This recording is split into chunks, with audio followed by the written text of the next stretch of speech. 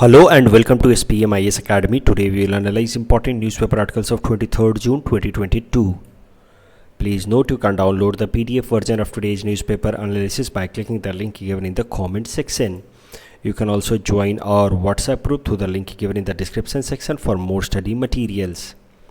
This is the list of the topics that we will be covering from today's newspaper.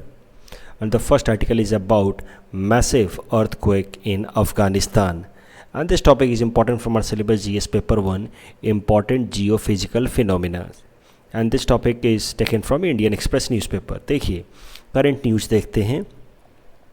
तो एक powerful earthquake हुआ हाल फिलहाल में अफ़गानिस्तान के अंदर, इसके ईस्टर्न प्रोविंस में, और इसका अर्थक्वेक में अनफॉर्चुनेटली 1000 से भी ज़्यादा लोग मारे गए। 1500 people were injured and it is in fact the deadliest earthquake that Afghanistan has seen in recent times. यहाँ पे पूरी हिस्ट्री दी हुई है अफ़गानिस्तान के अंदर अर्थक्वेक की। तो 1991 में, 1997 में ऐसे इससे भी थोड़े से मैसिव अर्थक्वेक पहले आ चुके हैं। फॉर एग्जांपल इन 1998 जो अर्थक्वेक आया था उसमें 4700 पीपल वेयर किल्ड। इस बार का जो अर्थक्वेक आया है दैट इज़ इसका जो ईपी सेंटर है it is near Pakistan Afghanistan border, इस एरिया में, which is in fact Paktika province of Afghanistan. अब ये इंसिडेंट काफ़ी अनफॉर्चुनेट है, लेकिन इस इंसिडेंट के बेसिस पे अभी देखिए आप इसमें कुछ खास तो हम कर नहीं सकते, बट जब भी इस तरह के कुछ फिनोमिनास होते हैं तो चांसेस बढ़ जाते हैं उस तरह के जियोफिजिकल फिनोमिनास पे सवाल आने के हमारे एग्ज़ाम में। तो इस आर्टिकल की मदद से एक बार हम लोग अर्थक्वेक से रिलेटेड जो भी इम्पॉर्टेंट फैक्टर्स हैं उनको देखते हैं एक एक करके। जो भी इंपॉर्टेंट पॉइंट्स पीटी और मेंस में बन सकते हैं उनको एक एक करके देखते हैं। अर्थक्वेक का एक बेसिक डेफिनेशन देख लेते हैं। वैसे तो आप सब जानते ही हैं, it is violent shaking of the ground due to release of accumulated stress. तो हमारा अर्थ का जो टॉप मोस्ट लेयर क्रस्ट, उसमें स्ट्रेस जब डेवलप हो जाता है बिकॉज ऑफ इंटरनल एडजस्टमेंट, तो एक स्ट्रेस को रिलीज़ करने के लिए फिर sometimes the earth crust starts shaking and that is known as earthquake. Earthquake किस स्ट्रेंथ का है उसको मेजर करने के लिए जिस मटेरियल का, जिस इंस्ट्रूमेंट का इस्तेमाल करते हैं उसको हम लोग कहते हैं सेस्मोमीटर। और सेस्मोमीटर की मदद से हम लोग सेस्मोग्राफ बनाते हैं which is used in detecting the intensity and magnitude of earthquake. So as I said, earthquake happens due to sudden release of energy. अब अर्थक्वेक दो टाइप्स के होते हैं। Shallow focus earthquake. Shallow focus earthquake तब बनते हैं जब energy is release from the earth crust itself. तो अर्थ क्रस्ट के अंदर ही अगर कुछ स्ट्रेस डेवलप हो और वहाँ से एनर्जी रिलीज़ करे तो फिर उसको हम लोग कहते हैं शैलो फोकस अर्थक्वेक। लेकिन अगर अर्थ के अपर मैंटल से, आपको पता है अर्थ के इंटीरियर के बारे में बेसिक 3 जो पार्ट हैं अर्थ के इंटीरियर के, कोर, मैंटल, क्रस्ट, तो अर्थ क्वेक आने के पीछे मेंटल रीजन में भी डिस्टर्बेंस, क्रस्ट में तो है ही, मेंटल रीजन में भी डिस्टर्बेंस कारण हो सकता है अर्थक्वेक के पीछे। So upper mantle of the earth, अगर उसमें कुछ डिस्टर्बेंस हो तो that may lead to earthquake as well.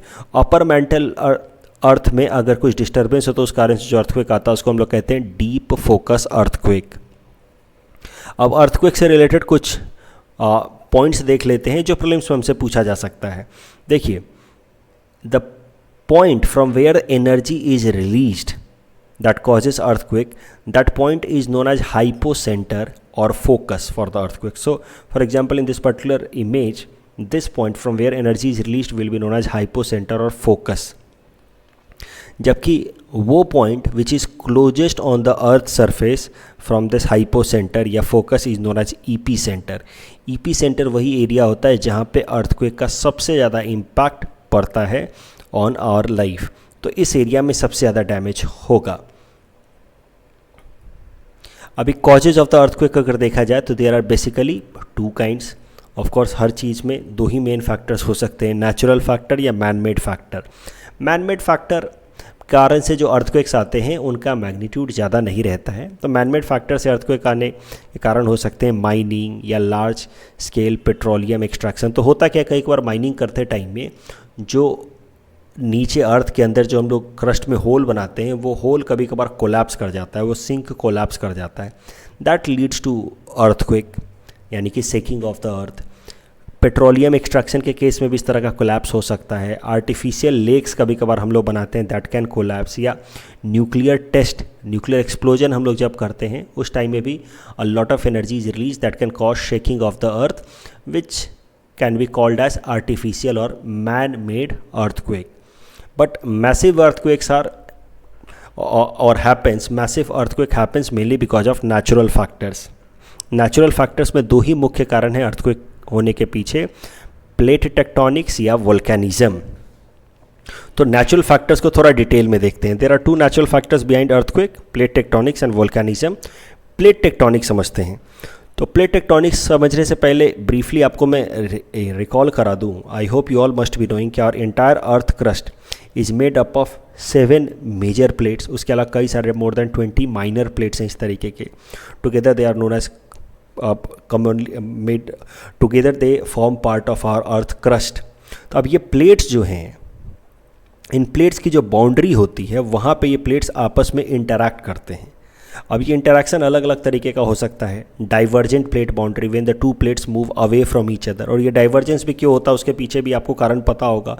जो इंटरनल, जो अर्थ के अंदर का मैग्मा का जो मूवमेंट होता है, दैट डिसाइड्स कि प्लेट बाउंड्री किस तरीके का होगा। तो plate boundary can be divergent when two plate boundaries move away from each other. Plate boundary can be convergent when two plates move towards each other. तो उस तरह का जो प्लेट बाउंड्री होता है उसको हम लोग कन्वर्जेंट प्लेट बाउंड्री कहते हैं। और एक होता है transform plate boundary, where the plates move parallelly to each other. तो इस तरीके से अगर प्लेट्स आपस में एक दूसरे से पैरेलल मूव कर रहे हैं तो उसको हम लोग कहते हैं ट्रांसफॉर्म प्लेट बाउंड्री। सबसे जो डेंजरस अर्थक्वेक्स बनते हैं, they happen on this convergent plate boundaries. When the two plates they converge at a particular plate boundary, वहाँ पे most violent earthquakes are created. उसके अलावा जो दूसरा नेचुरल फैक्टर है वो है वोल्केनिज्म। तो वोल्केनिक इरप्शंस जब भी होते हैं तो they are generally associated with earthquakes as well. ज़्यादातर वोल्केनोज भी एक्चुअली इसी एरिया में बनते हैं। ये जो कन्वर्जेंट प्लेट बाउंड्री होता है वहीं पे ज़्यादातर वोल्केनोज भी बनते हैं। In fact the heavier plate it subducts, and when it subducts the crust part, when it enters into mantle region, it starts melting in a vigorous manner. It leads to conversion of that crust into mantle, and because of that there happens a sudden explosion, and that sudden explosion leads to release of mantle in the upper crust, which is known as volcano. तो मुद्दा ये है कि ये जो अपर crust है, अगर convergent plate boundaries हैं तो कन्वर्जेंस के कारण भी अर्थक्वेक आता है, because it leads to release of some energy after accumulation of stress.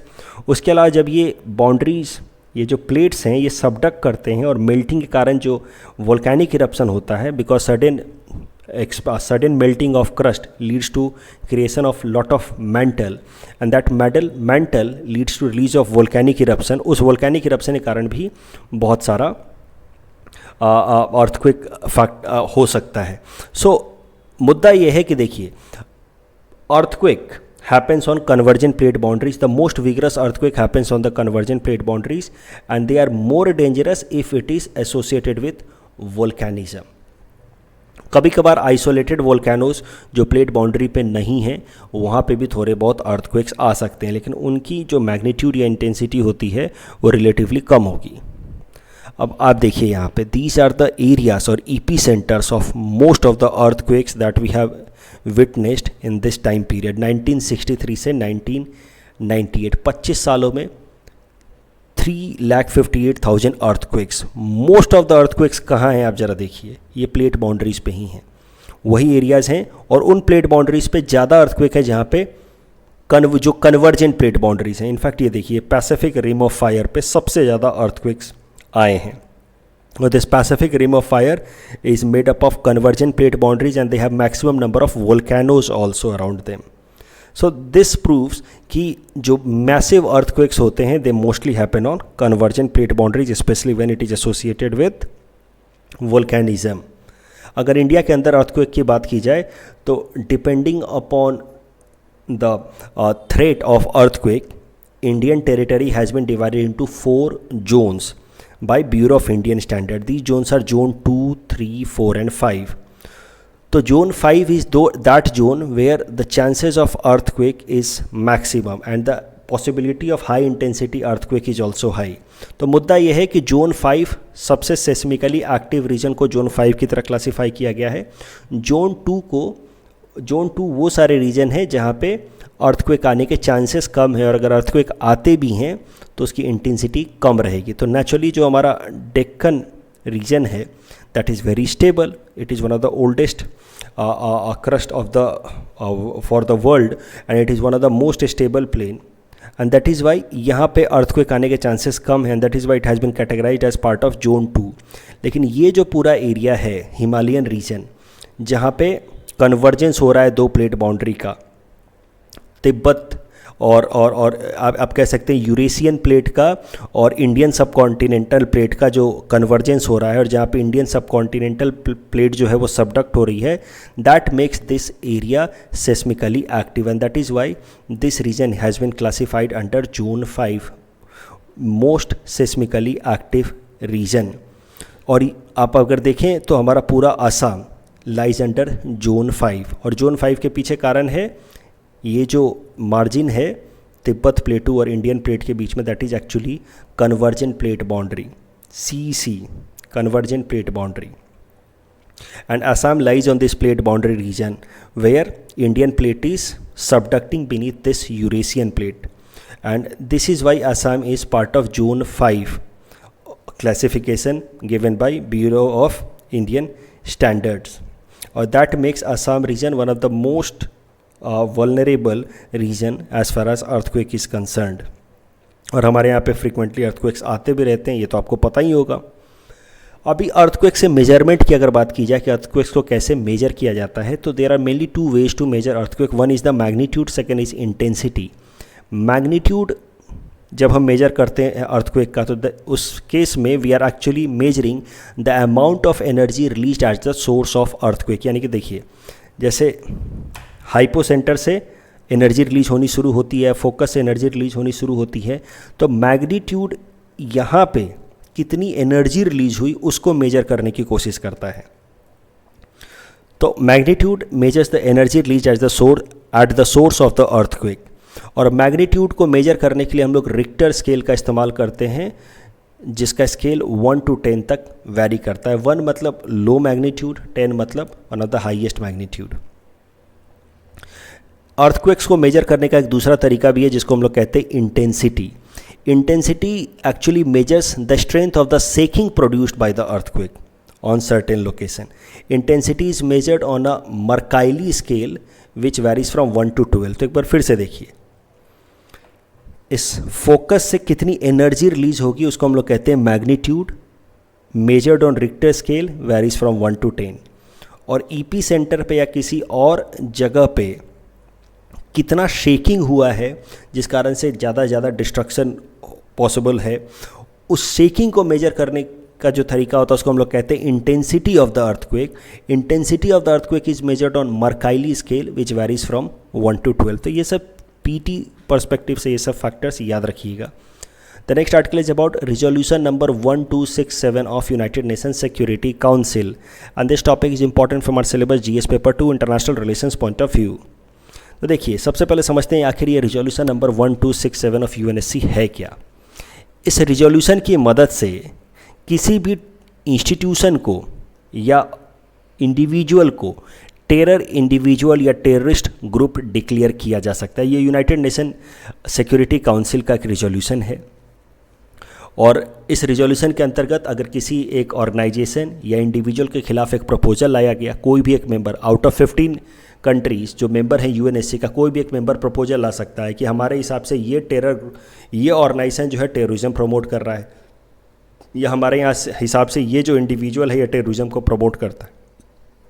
इस तरह का प्रपोजल लाया जाएगा और अगर ये प्रपोजल सारे मेंबर्स एक्सेप्ट कर लेते हैं यूएनएससी के, तो फिर उस ऑर्गेनाइजेशन को या उस इंडिविजुअल को टेरर ऑर्गेनाइजेशन या टेरर इंडिविजुअल की तरह डिक्लेयर किया जा सकता है या टेररिस्ट की तरह डिक्लेयर किया जा सकता है। तो जैसा कि मैंने आपको कहा, resolution in the UNSC must be passed in order to declare an individual as international terrorist और passed against an organisation to be declared as a terror group. इससे क्या इम्पैक्ट पड़ता है? मान लीजिए कि एक पर्टिकुलर इंसान को हमने टेररिस्ट डेजिग्नेट करा दिया at UNSC platform under resolution number 1267, तो इससे क्या होगा? उससे इसके एसेट्स को फ्रीज किए जा सकते हैं। दुनिया भर के अलग अलग कोनों में जो इसकी प्रॉपर्टी होगी उसको फ्रीज किया जा सकता है, इसको इस्तेमाल करने से रोक लगाया जा सकता है, इसके ट्रैवल पे बैन लगाया जा सकता है। आर्म्स एम्बार्गो, यानी कि ये इंसान या इसकी ऑर्गेनाइजेशंस या इंस्टीट्यूशंस को कोई भी बाकी मेंबर देश आर्म्स एम्यूनिशंस नहीं बेचेगा, इस तरह का रिस्ट्रिक्शन इसके ऊपर लगाया जा सकता है।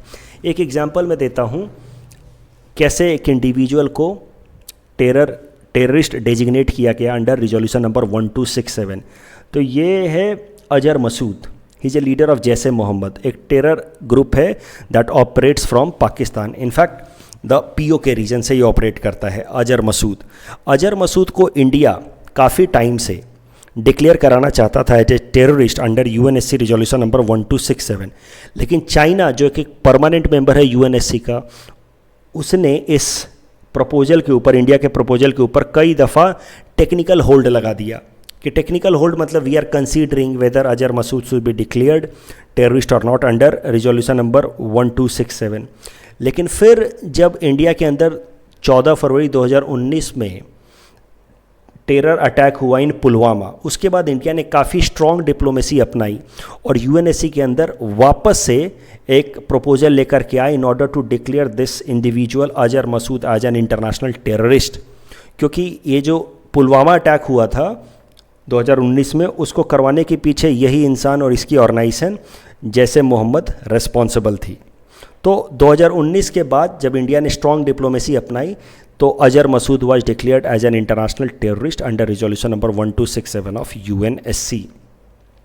और उसके बाद से इसके ऊपर travel ban, asset freeze, arms embargo वगैरह सब लगाए गए। अब तो ये जेल में भी है, 30 साल की सज़ा काट रहा है पाकिस्तान में। वो बात अलग है, पाकिस्तान नाम का टेररिस्ट लोगों को जेल भेजता है बाकी पूरी दुनिया को खुश करने के लिए कि हम टेररिज्म के खिलाफ एक्शंस ले रहे हैं ताकि FATF में वो ब्लैकलिस्ट ना हो जाए।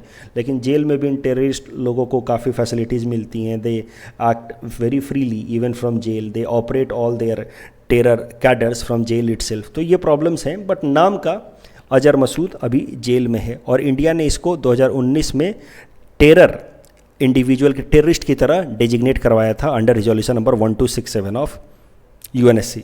अभी करंट डेवलपमेंट देखते हैं। करंट डेवलपमेंट को समझने से पहले एक बार ज़रा देखते हैं इसके बारे में। ये है हफीज़ सईद, इसने एक ऑर्गेनाइजेशन बनाया है लश्कर-ए-तोयबा। ये भी पाकिस्तान से ऑपरेट करता है, इसका भी वही काम है टेररिज्म को प्रमोट करना। वो बात अलग है, ये अपने ऑर्गेनाइजेशन लश्कर-ए-तोयबा को कल्चरल ग्रुप की तरह प्रोजेक्ट करता है।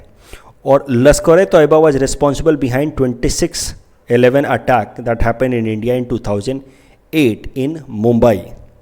तो हफीज़ सईद की ऑर्गेनाइजेशन लश्कर-ए-तोयबा ने ये अटैक करवाया 26/11। उसके बाद इंडिया ने हफीज़ सईद और इसकी ऑर्गेनाइजेशन लश्कर-ए-तोयबा को international terrorist and international terror organisation की तरह डिक्लेयर करवा दिया था अंडर रिजोल्यूशन नंबर 1267। तो मुद्दा ये है कि अजहर मसूद की जैसे मोहम्मद को इंडिया ने इंटरनेशनल टेररिस्ट की तरह डिक्लेयर करवाया और हफीज़ सईद जिसका ऑर्गेनाइजेशन है लश्कर-ए-तोयबा, इसको इंडिया ने एक इंटरनेशनल टेररिस्ट की तरह डिक्लेयर करवाया 2008 में। अभी हाल फिलहाल में इंडिया और यूएस ने एक और प्रपोजल लाया है टू डेजिग्नेट दिस पर्सन। ये जो इंसान है इसका नाम है अब्दुल रहमान माखी। ये इंसान अब्दुल रहमान माखी है and he is brother in law of Hafiz Saeed. और माना जा रहा है कि हफीज़ सईद के जेल जाने के बाद अब्दुल रहमान माखी ही लश्कर-ए-तोयबा को ऑपरेट करता है। अब इंडिया और यूएस ने एक प्रपोजल लाया है यूएनएससी प्लेटफॉर्म के ऊपर कि अब्दुल रहमान माखी को भी डिक्लेयर कराया जाए as an international terrorist under UNSC resolution number 1267। अभी इस प्रपोजल को 1 जून को रिलीज़ किया गया था। 15 दिन का टाइमलाइन दिया गया था कि किसी भी कंट्री को अगर इस पर कोई ऑब्जेक्शन नहीं है तो 16 जून को अब्दुल रहमान माखी को भी डिक्लेयर कर दिया जाएगा एज इंटरनेशनल टेररिस्ट। लेकिन फिर से चाइना ने अब्दुल रहमान माखी को टेररिस्ट डिक्लेयर करने के पीछे जो प्रपोजल था उसके ऊपर टेक्निकल होल्ड लगा दिया है। और इस कारण से अब कम से कम 6 महीने तक तो Abdul Rahman Makki can not be declared as international terrorist. अब ये सारी बातें मेंस में आप कैसे इस्तेमाल करेंगे, ये जो पूरा का पूरा आर्टिकल है इसका आप प्रीलिम्स में इससे सवाल एक्सपेक्ट ना करें। हो सकता है resolution number 1267 of UNSC recently seen in news is related to which of the following, इस तरह का कुछ सवाल आ जाए तो अलग बात है। अदरवाइज ये पूरा का पूरा आर्टिकल मैंने मेंस पर्सपेक्टिव से डील किया है। इसका कैसे इस्तेमाल करेंगे आप मेंस में वो देखिए। अगर कभी कोई सवाल आ जाए जीएस पेपर 2 में ऑन टेररिज्म, इंटरनेशनल टेररिज्म, तो वहाँ पर आप बता सकते हैं कि there is a resolution number 1267 at UNSC which aims at curbing international terrorism by designating individuals or group as terrorist or terrorist organizations। इस तरीके से there is a global cooperation in the field of curbing international terrorism। एक चीज़ ये लिख सकते हैं। दूसरा आप ये भी लिख सकते हैं कि countries like China are not serious about tackling terrorism, and then you can give a recent example कि recently India and US brought a proposal to declare Abdul Rahman Makki who runs Lashkar-e-Toiba as an international designated terrorist, लेकिन China put A technical hold on this proposal. इस तरीके से आप लिख सकते हैं कि China is not serious about tackling terrorism. The next article is about periodic labor force survey 2020-21. This topic is important from our syllabus GS paper 3 Indian economy point of view. तो सबसे पहले समझते हैं labour force participation rate and unemployment rate ये होता क्या है, तब जाकर के पीरियोडिक लेबर फोर्स सर्वे हम समझ पाएंगे। तो देखिए, मान लीजिए कि हमारा देश भारत, इस भारत में टोटल 100 करोड़ लोग हैं जो वर्किंग एज पॉपुलेशन में हैं। वर्किंग एज पॉपुलेशन मतलब 16 साल से लेकर के 64 साल के बीच में हैं। मान लीजिए इन 100 करोड़ लोगों में से सिर्फ 60% मान लीजिए या तो जॉब कर रहे हैं, नहीं तो जॉब ढूंढ रहे हैं, तो माना जाएगा कि इंडिया का लेबर फोर्स पार्टिसिपेशन रेट है 60%। माइंड इट, मैंने कहा है जॉब कर रहे हैं, नहीं तो जॉब ढूंढ रहे हैं। तो 100 करोड़ वर्किंग एज पॉपुलेशन में है। 100 के 100 करोड़ तो देखिए ऐसा तो है नहीं कि सब के सब जॉब करना चाहेंगे। कुछ लोग जैसे हाउसवाइफ्स वगैरह हैं, they would prefer to stay at home. तो जितने % लोग या तो जॉब कर रहे होंगे या जॉब ढूंढ रहे होंगे, दे will B part of labour force participation rate. अब 60 करोड़ लोग या तो जॉब कर रहे हैं, नहीं तो जॉब ढूंढ रहे हैं। इनमें से जितने लोगों को जॉब मिल गया है they will be counted as employed, और जिनको नहीं मिल पाया है they will be counted as unemployed.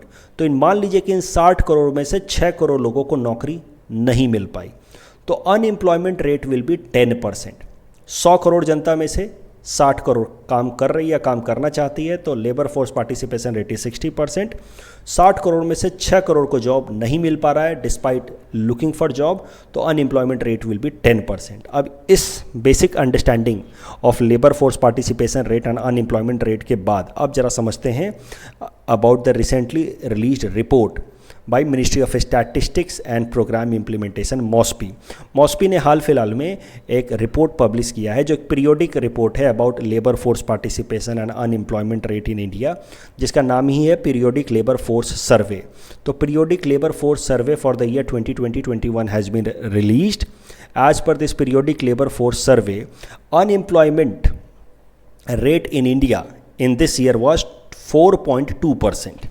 इसका सरल सा मतलब ये है कि जितने लोग नौकरी कर रहे हैं या नौकरी ढूंढ रहे हैं उसमें से 4.2% लोगों के पास नौकरी नहीं है। That is the meaning of unemployment rate. Unemployment rate में एक पॉजिटिव बात यह है कि unemployment rate has come down slightly. It was 4.8% in 2019-20. It has come down to 4.2% in the year 2020-21. अगर अनएम्प्लॉयमेंट रेट की बात की जाए तो रूरल एरिया में अनएम्प्लॉयमेंट रेट फिर भी कम है, इट इज़ 3.3%। वो बात अलग है कि रूरल एरिया में लोग जो है वो लो पेड एक्टिविटीज़ में इंगेज होते हैं, बट रूरल एरिया में अनएम्प्लॉयमेंट कम है, अर्बन एरियाज़ में ज़्यादा है। अर्बन एरिया में अनएम्प्लॉयमेंट है 6.7%। नॉर्मली हमें उल्टा लगता है, हमें लगता है कि अर्बन एरिया में एम्प्लॉयमेंट ज़्यादा होगा, अनएम्प्लॉयमेंट कम होगा, बट फैक्ट इज़ अदरवाइज। उसके अलावा लेबर फोर्स पार्टिसिपेशन रेट की बात की जाए तो labour force participation rate is 41.6%। इसका सरल सा मतलब ये है कि वर्किंग एज पॉपुलेशन में सिर्फ और सिर्फ 41.6% लोग ही या तो जॉब कर रहे हैं, नहीं तो जॉब ढूंढ रहे हैं। लेबर फोर्स पार्टिसिपेशन रेट में भी male labour force participation rate is higher 57.5%, जबकि female labour force participation rate is lower, it is only 25%। अगर लेबर फोर्स पार्टिसिपेशन रेट की भी बात की जाए तो it has improved marginally, last year it was 40%, it has increase up to 41.6%। इस topic के बेसिस पे प्रीलिम्स प्रैक्टिस क्वेश्चन हमने आपको दे रखा है, please attempt this question and you can submit the answer in the comment section. The next article is about Pradhan Mantri Adi Adarsh Gram Yojana and this topic is important from our syllabus GS paper 2 governance point of view, specially from tribal development segment. तो देखिए छोटा सा news है, ध्यान से सुनिए। भारत सरकार की मिनिस्ट्री ऑफ ट्राइबल अफेयर्स ने एक नया स्कीम स्टार्ट किया है, प्रधानमंत्री आदि आदर्श ग्राम योजना।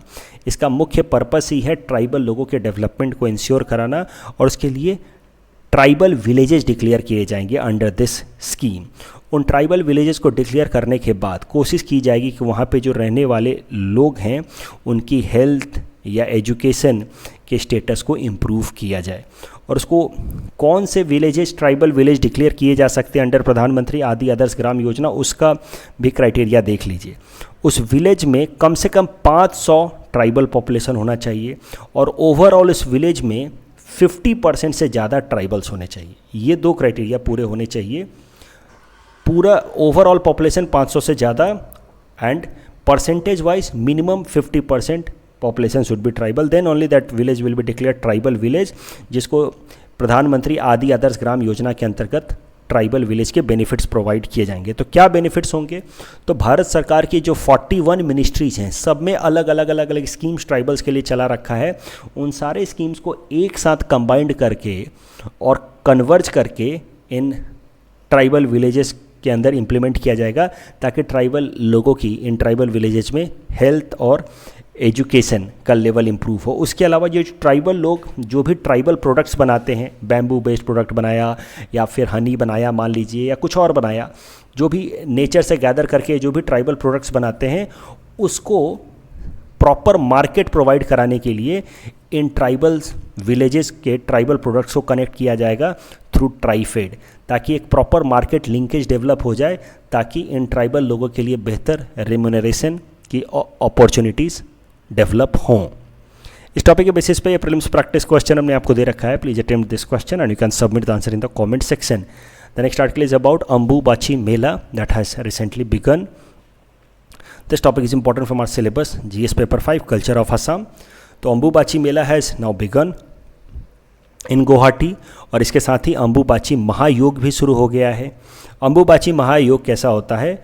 हमारे कामाख्या टेम्पल में 4 दिन का रिचुअल होता है। इसमें the Shakti Peeth of Kamakhya temple is covered with a red cloth, और इसको फिर this red cloth is removed after 4 days and then part of the red cloth is distributed as prasad. तो हर साल अंबुबाची महायोग अंबुबाची मेला के साथ होता है, और लोग इसमें गैदर होते हैं in order to celebrate this Ambubachi Mahayog. 2 सालों से तो हो नहीं रहा था ठीक से, सिर्फ रिचुअल्स हो रहे थे। इस बार फिर से इसको लगभग मैसिव स्केल पे या पुराने स्केल पे सेलिब्रेट किया जा रहा है। अंबुबाची मेला का कल्चरल और सोशल सिग्निफिकेंस देखते हैं। देखिए, Ambubachi Mela symbolizes fertility cult of goddess Kamakhya. ये तो आप सब जानते ही होंगे कि कामाख्या टेम्पल में कोई ऐसा आइडल वर्शिप नहीं होता है। In fact there is a stone, yoni like stone, over which natural spring flows, उसकी ही पूजा की जाती है। तो कामाख्या टेम्पल इज एक्चुअली, और goddess Kamakhya is actually worshipped for fertility, and goddess Kamakhya herself represents fertility cult. और ये जो अंबुबाची मेला है, this is known as Mahakumbh of the east. तो ये तो कल्चरल बात हो गई कि अंबुबाची मेला या फिर कामाख्या टेम्पल जो नीलांचल हिल पे है, उसका क्या सिग्निफिकेंस है, कल्चरल सिग्निफिकेंस। अब इसका सोशल सिग्निफिकेंस समझते हैं। देखिए, ये जो रिचुअल है 4 दिन का Ambubachi Mela, that is in fact celebrating goddess period, Kamakhya goddess period. और ये मुख्य कारण है कि मेंस्ट्रुएशन से एसोसिएटेड जो टैबूज़ पूरे इंडिया के बाकी कोनों में देखे जाते हैं, वो टैबू आसाम के अंदर रिलेटिवली कम है या ना के बराबर है। इनफैक्ट आसाम के अंदर मेंस्ट्रुएशन साइकिल के बिगिन होने को गर्ल्स के अंदर सेलिब्रेट किया जाता है। थ्रू अ रिचुअल जिसको हम लोग कहते हैं तुलोनी बिया, विच simply means small wedding. And Ambubachi Mela serves as an occasion to create awareness on menstruation and menstruation hygiene. तो ये एक कारण है, ये जो कल्चरल पार्ट है, this can be used as an example कि how culture plays an important role in social structures. तो कल्चर है हमारा ऐसा कि हम मेंस्ट्रुएशन को सेलिब्रेट करते हैं, वर्शिप करते हैं, और यही कारण है कि मेंस्ट्रुएशन को लेकर के हमारे स्टेट असम में उस तरह का टैबू नहीं है, या उसके लेकर के काफ़ी अवेयरनेस है, that is in fact celebrated, which is not seen in other parts of India. This is one reason why relatively the status of women is better in Assam as compared to other parts of India. कल जो हमने आपको practice question दिया था उसका answer देख लेते हैं. Vienna refugee convention of 1951. It follows the principle of non-refoulement, that is correct, but India is not part of it. So correct answer is option A. Typhoid is in fact a bacterial disease. Twin deficit is current account deficit and fiscal deficit. So correct answer will be option D. And one nation one ration card is released by Ministry of Consumer Affairs. So पहला statement गलत है, and it was started in 2018 itself. It was further brought in aggressive mode after pandemic. वो बात अलग है, लेकिन it was started in 2018 itself. That is why both statements are wrong. Correct answer is option D. That's all from our side for today. Thanks for watching.